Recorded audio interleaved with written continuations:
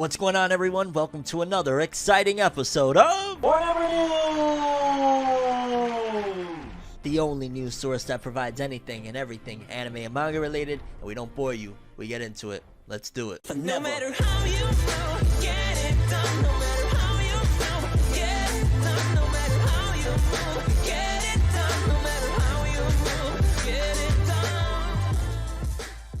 Okay, people, so first story on the docket. Not sure how long we're going to stay on this one because the overall arcing issues and just in general the details of this go way beyond just what we're covering here. But apparently for people over in Russia, there has been, a lot of issues over there in general. Again, the whole situation between them and the Ukraine and whatnot. But in particular, something here in the anime and manga realm was the fact that Crunchyroll took a stand against, I guess, Russia, and according to this, just says Crunchyroll suspends anime streaming in Russia. So as it stands right now, you can no longer access Crunchyroll. But again, there's just so much going on over there. Like, for starters, it doesn't even matter at this point, considering that so many things have taken a stand against Russia to the point where Russia has, to my understanding, and don't quote me on this because I don't know all the details, but has seemingly made it more legalized to pirate. Basically, piracy has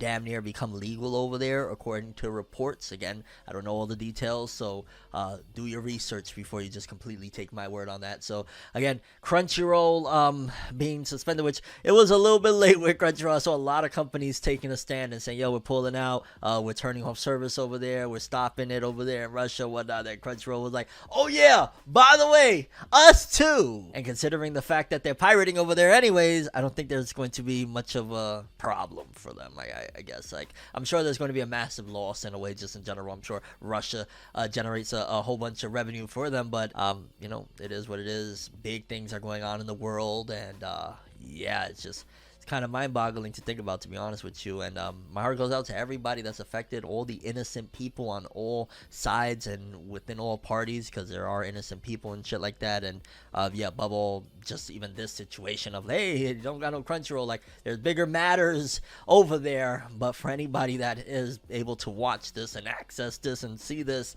yeah, your Crunchyroll over there in Russia is not bugging out. It's completely gone because they're offline over there due to, again, the political war and all of that jazz that's going on right now. I kind of feel like I want to move on here. Like, yo, we FORNEVERNEWS in here. We're not, you know what I'm saying? We're not them other dudes, cats. You know what I'm saying? We're giving you that other side of news to heal the wound. You know what I'm saying? Like, yo, they gonna show you the wound. They gonna let it bleed out. They gonna show everybody the blood. And I'm gonna come over here and I'm gonna put the band-aid and be like, yo, it's alright, son. Like, look at this. Like, watch this movie right here. Yo, this anime shit is crazy. Like, heal, baby, heal. And that's how we do things, baby. That's my spirit. Hope you love it. But yeah, people, just wanted to report on that because I felt it was significant enough. Crunchyroll has shut down over there in Russia for the time being. I guess until further notice, until whatever. But yeah. Okay, people, next story of the episode. Something huge. Something huge that has me questioning a lot of different aspects of what's going on. Has me wondering, why are things moving the way they are? Just in general, like, I'm very, very, I guess, filled with questions. Filled with, I don't want to say concern because it doesn't feel like there's need to be concerned. But definitely, I'm still wondering, like, what the hell's going on here regarding the future of the Chainsaw Man manga, regarding what Tatsuki Fujimoto is up to, because yeah, with this announcement, it's making me wonder, are we even going to get a Chainsaw Man 2? Or are we even going to like what we get with Chainsaw Man 2 based on what he just said and what was just reported, allegedly, of what he's up to? But before we get into that in general, I wanted to remind people that in case you didn't know, 65% of people watching this right now aren't subscribed. And yo, it would mean a lot. It would mean a lot. It would change a lot of lives. It would do wonders, honestly, and it would help you keep up to date as well with the show if you hit that subscribe button, hit that bell to get all notifications.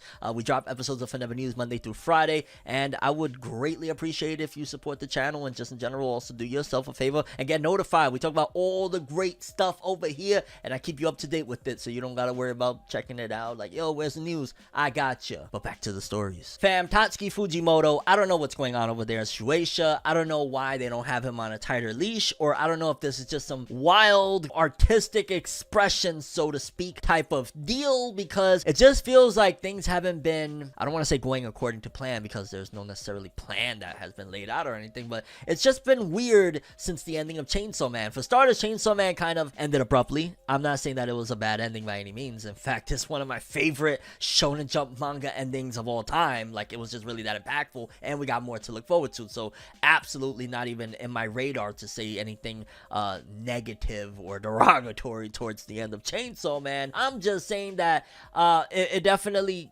caught me by surprise, considering the fact that, you know, Shonen Jump manga are notorious for lasting a long time. Few of them, they, you know, pull the plug early. They don't want to go that long, or they get canceled. That'd be the worst case scenario. But majority of the time, they're meant to go for the distance. But when Chainsaw Man announced, like, yo, it's about to end and stuff like that, I was like, oh my god, what the hell is going on? And then, I believe it was December of 2020, if I'm not mistaken, that Chainsaw Man ended. Here we are, March 2022. Still no Chainsaw Man Part 2, because it was announced at the end of the manga that Part 2 is coming, and it'll be in Jump Plus. So still no Part 2, still no anime, and then now this announcement. Let's read so you guys can understand why I'm confused and what the hell, Fujimoto, what are we doing? Like, yo, are we gonna change the protagonist of Chainsaw Man at that? Like, a lot of questions. Again, let's read. People probably like, yo, Fornev, you always say let's read and still keep talking, just read the goddamn thing. Well, it's my show, gosh darn it.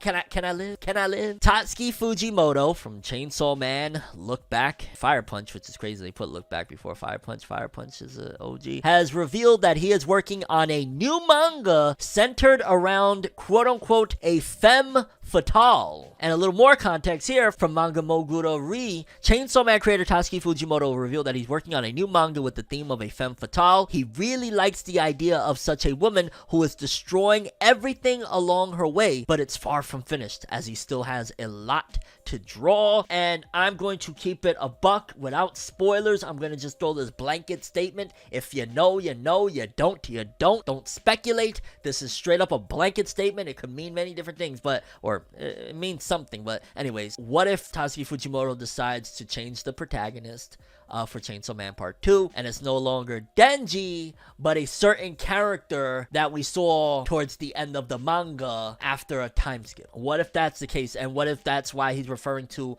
a manga about a femme fatale? What if Chainsaw Man Part 2 is some next level hilarious type of vibe where the person that should be the main character, let's just say he's like on some, I don't know, he's out of shape, old as hell, and now another character is taking up the mantle, and that's how it moves forward, and it's in Jump Plus. I don't know how I would feel about that. Part of me would feel a little bit like, well, are we gonna focus in on that out of shape old guy and then see the, like, how's this gonna work? Because I do want to see that guy, and I'm trying to be very spoiler free for people that haven't even checked out Chainsaw Man, because it's great, and I want you to check it out. And by the way, just want to add a little more context. Manga Moguro Re said, please note, it says, quote unquote, next manga. This could either be a series, aka his Chainsaw Man 2, or only a one-shot maybe. It's a bit vague. So again, because we do know that Fujimoto is working on a one-shot, he could very well be referring to that one-shot, although he did say that he's far from done.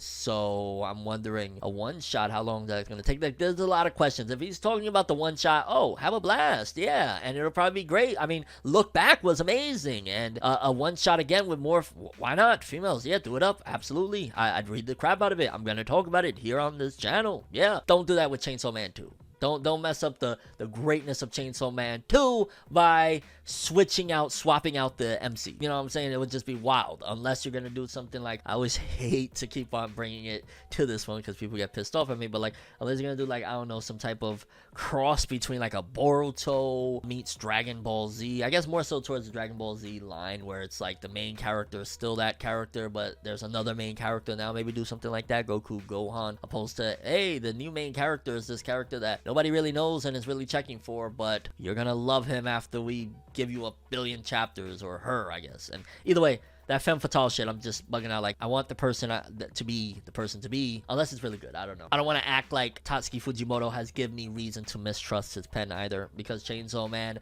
I screamed named from the heavens above for a reason. It's an amazing, amazing manga. And yeah, Tatsuki Fujimoto, even if he switched the character, and a femme fatale sounds kind of cool anyway, I think he could write something great. But yeah, either way, I'm nervous. I'm worried. I can't wait to see what he comes up with. Tatsuki Fujimoto, his next manga is going to be about a femme fatale. That's not necessarily saying that Chainsaw Man 2 is going to be about a femme fatale. In fact, that's to say that possibly he could decide, no, I'm not doing Chainsaw Man 2 right now, which would be the least likely. Like, hey, I don't like money after explosion, and company tell me make more money. Like, stop. But yeah, people, Tatsuki Fujimoto, creator of Chainsaw Man, as he's working on, or supposed to be working on, Chainsaw Man 2, is talking about a femme fatale manga that he's working on right now. Curious. Definitely want to know what you guys think about this one. Let me know. But moving forward, okay, people, next up, something that I did want to keep people updated with, and just in general, I kind of wanted to talk about, because it's something that the previous game to this, I guess, name, this franchise, so to speak, on mobile, I was obsessed with, and now this new one, people just don't stop talking about it, and it looks like over here on the YouTubes, it's very successful. I see a lot of people that they're dedicating their entire channels now to this particular game, and it's showcasing through and through that it's a real big hit, because according to this, it says here for Yu-Gi-Oh! Master Duel fans, Yu-Gi-Oh! Master Duel tops 20 million downloads. After rocketing to 10 million downloads last month, Yu-Gi-Oh! Master Duel has just announced it has reached a new milestone with 20 million downloads. To celebrate the new achievement, Konami gifted 1,000 gems to its players. This celebratory present is available for those that log in from now until April 25th. On top of the gems, a new solo mode was added titled The Fairies Who Paint the Weather. And just in general, it has this image of, I have no idea what card that is, but it says Yu-Gi-Oh! Master Duel, and it has some really epic angel looking card, and it says 2,000 Konami Digital Entertainment, and yeah, pretty much so you'll get extra bonuses and whatnot. Yo, shout outs to this game. I ain't gonna lie, y'all should hit me up for a sponsorship. That'd be kind of fire. I'm just saying, because the game sounds kind of cool. I wouldn't mind playing it and letting the people know if they should check it out or not. But yeah, shout outs to that game, and shout outs to keeping the Yu-Gi-Oh! Name alive, bro. We're in 2022. I was playing Yu-Gi-Oh! Cards in like 2002, like 20 years ago. I never in a billion years of my wildest dreams thought I would be talking on a microphone to tens of thousands, sometimes hundreds of thousands of people about Yu-Gi-Oh! 20 years later. This is crazy, and it's still relevant. It's not like I'm reminiscing on the old days of something no one cares about. People still love Yu-Gi-Oh! Some of my thug dudes, they be like, yo, dog, Fornev, come through, let's play some of that Yu-Gi-Oh! And I'll be like, alright, yeah, no doubt, for sure, yeah. Just put the guns away, lad. By the way, that was just a joke. There are no, yeah. Gotta add a line like that from time to time, lads. Make sure people don't get confused. Okay, people, next up, this is not necessarily anime and manga related, but it kind of is, because at the same time, this platform has started to become very prominent in the anime realm, because, well, hey, if you want to watch JoJo's Bizarre Adventure, the anime by David Productions, and you want to watch it, like, you know what I'm saying, the new stuff, let's just say, I don't know, Stone Ocean, Jolene Cujo, yeah, no, it's not on DVD. It's not on Blu-ray. It's not on Crunchyroll. Funimation's dead. Netflix is where you gotta go to get your fix, fam. And Netflix, yo, what y'all doing, dog? Like, yo, y'all check-in rates is starting to get crazy, though. Like, yo, I'ma check in with you, but you're starting to get a little carried away here, fam, because according to this, which again, it affects all anime fans that subscribe to this one for the anime in a major way, Netflix will now require subscribers to pay for users outside their households with a new feature that limits password sharing. Netflix will soon launch a test letting primary account holders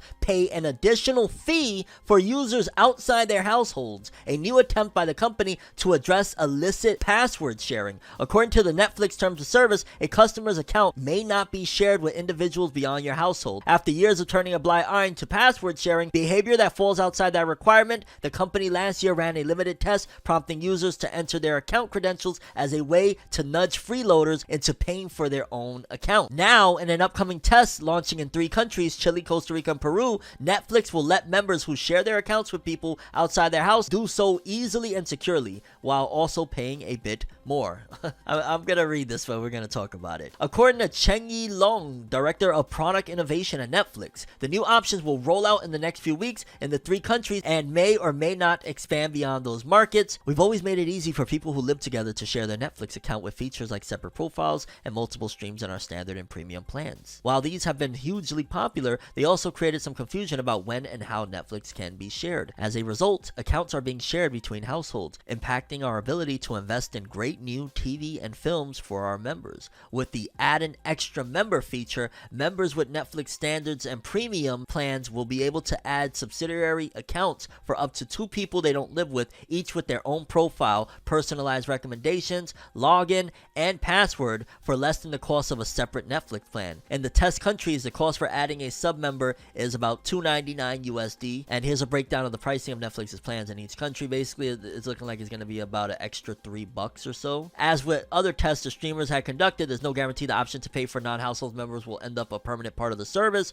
We'll be working to understand the utility of these 2 features for members in 3 countries before making any changes anywhere else in the world. In addition, Netflix is testing out the ability to let subscribers transfer user profiles to new accounts, which would make it easier for password moochers to pay for their own plans. Members in the 3 test countries can allow people who share their account to transfer profile information either to a new account or an extra member sub-account, preserving their viewing history, my list, and personalized recommendations info. And again, yeah, they've been testing this. Netflix ended 2021 with 221.8 million total paying subscribers. Of those, 75.2 million, 34% of the total, were in the US and Canada. And I'm gonna just keep it 100 trillion thousand. I'm almost dead certain that one of the big reasons why Netflix is doing this is again because of the competition. That we were just complaining the other day, and the thing is that they're not seeing enough of a blowback for it to make them stop in their tracks as it stands right now. It's kind of like how iPhone, Apple, they be pulling our arms off every year, you know what I'm saying? And there's like an iPhone or 2 every freaking year and shit like that in terms of Netflix, because like, it's just getting crazy. Like, again, they just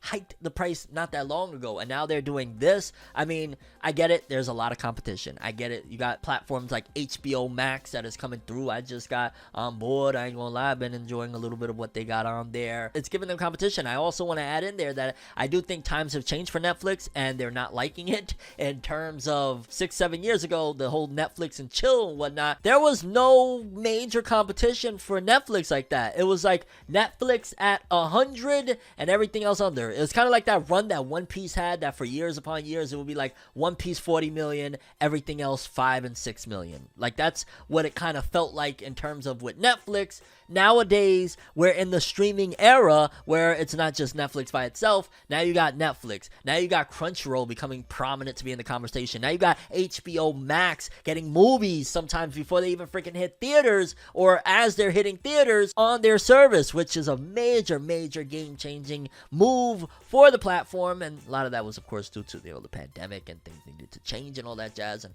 HBO kind of just got lucky with who they're aligned with to be able to get access to that. But Netflix isn't alone anymore reaping the benefits. Now Netflix has a lot of competition. Now the views, the customers are scattered. It's scattered now. It's not going to all go to just Netflix. And a lot of people are like, well, I've watched everything on Netflix. Let me go get HBO Max for a while. Then they're going to do that with HBO Max and eventually make their way back to Netflix probably. But the even bigger issue with all of this in general is that I've said this before, I'll say it again. We're headed towards these Netflix, HBO Maxes, all of these are going to go exactly the same way the whole cable company situation. We're going to go into that aspect. We're going to go into that avenue where it's going to just be that eventually all of these things become ridiculously expensive. I'm not paying $200 a month for Netflix or $150 a month. I'm not paying that for any of these streaming services. And eventually it will get to that point, and what's going to happen is they're going to start devouring one after the other, and then it'll only be like literally 3 streaming platforms or something like that. Literally just 3. Everything else will be like, minuscule. Nobody cares. It'll just be 3. There won't be no other ones and whatnot. Newbies won't make noise. Like, shout outs to Peacock. They're doing their thing. Like, it won't be no more of that because they're going to just get swallowed up by the giant conglomerates that they won't be able to compete against. This is why YouTube, shout outs to the big dog. We are here, boy, continues to be dominant. And the only competition we really got is like TikTok, but that's a whole other different conversation in general. It's a scary thing because at a certain point, like, yo, dog, I don't want to be at a point in my life where it's like, yo, I can't experience this entertainment because it'll cost me $1,500 to have every streaming service. Like, you know what I'm saying? Like, I don't know. And I don't want to go back to the cable era either, like in terms of pricing and shit like that. So I guess we're gonna have to wait and see, but things is getting crazy. And now it kind of sucks. There's a lot of people that they depend on it. A lot of people that this is their only form of entertainment, is the fact that, you know, their uncle, their aunts, their cousin, their big cousin, you know, has that password so that they can have access to their Netflix account. And now big cousin can't share that, uncle, aunt can't share that. Now they're kind of asked out. I don't like that. I think that's kind of wrong, but they're trying to basically make up for the fact that, again, it's no longer their arena. Now it's a whole entire system that they're working with, and there's a lot of competition. So the competition is making Netflix make a lot of moves that eventually, if they don't stop or try and appease the fans is going to be like, alright, Netflix, it was a good run. We chilled. We gotta go. We're getting in our car. No morning kiss goodbye. We chilled, we Netflixed, and we bounced. But yeah, people no longer, seemingly soon, gonna be able to share passwords with people outside of your household with Netflix without paying an extra fee. Like, how much more do you want, man? Do you want my blood, my soul? Okay, people, and final story of the episode. Very small, hilarious, but hey, we take what we can get around here, people, when it comes to Hunter x Hunter fandom. If it's with an H and an X that is silent and another H, we'll take it, because we ain't getting squat, fam. We still rewatching the old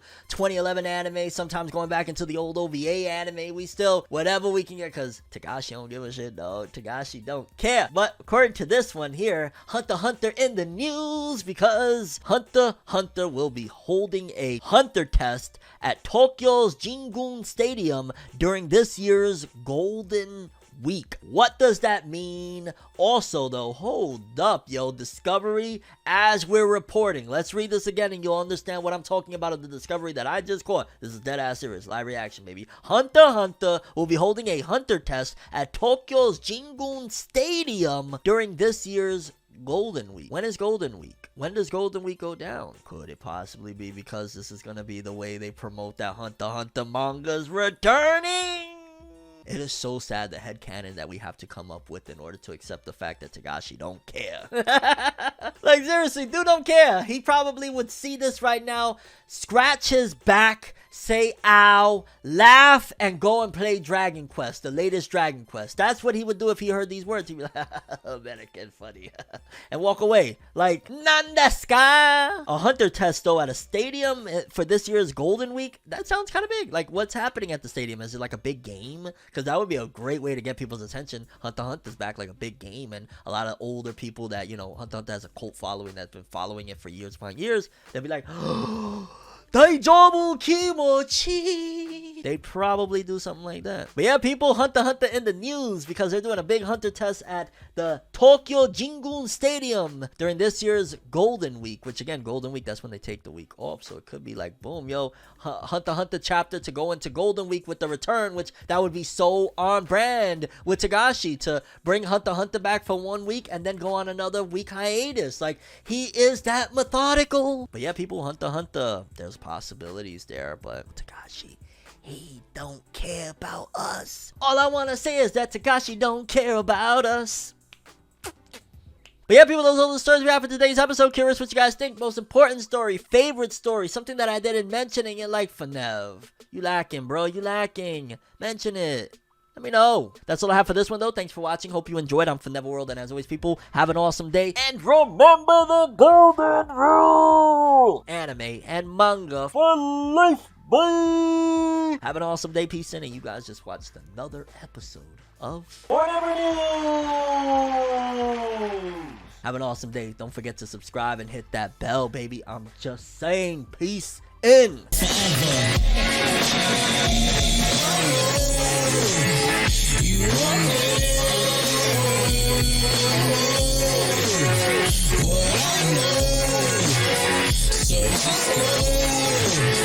So